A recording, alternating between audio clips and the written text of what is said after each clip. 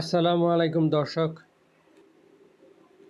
আইন বিচার ও সংসদ বিষয়ক উপদেষ্টা ডক্টর আসিফ নজরুল বলেছেন, সাইবার নিরাপত্তা আইনসহ সব কালো আইন অবশ্যই বাতিল হবে। এছাড়া সাইবার সুরক্ষায় নতুন আইন হবে বলে জানান তিনি।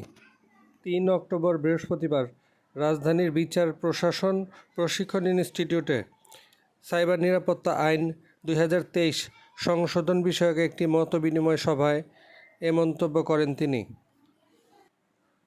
আলোচনায় ডাক, টেলিযোগাযোগ ও তথ্য প্রযুক্তি এবং তথ্য ও সম্প্রচার উপদেষ্টা মোহাম্মদ নাহিদ ইসলাম, টিআইবি নির্বাহী পরিচালক ডক্টর ইফতেখারুজ্জামান, ঢাকা বিশ্ববিদ্যালয়ের আইন বিভাগের অধ্যাপক ডাক্তার মোহাম্মদ নাজমুজ্জামান ভূঁইয়া, সাবেক জেলা ও দায়রা জজ ইকতেদার আহমেদ, সিনিয়র আইনজীবী ব্যারিস্টার সারা হোসেন, সুপ্রিম কোর্টের আইনজীবী শিশির মনির, ঢাকা ট্রিবিউনের নির্বাহী সম্পাদক রিয়াজ আহমেদ, বাংলাদেশ ফেডারেল সাংবাদিক ইউনিয়নের সাধারণ সম্পাদক কাদের গনি চৌধুরী, লেখক ও রাজনৈতিক বিশ্লেষক ডাক্তার জাহেদুর রহমান, ডিজিটাল নিরাপত্তা আইনের অন্যতম ভুক্তভোগী খাদিজাতুল কোবরা প্রমুখ অংশ নেন।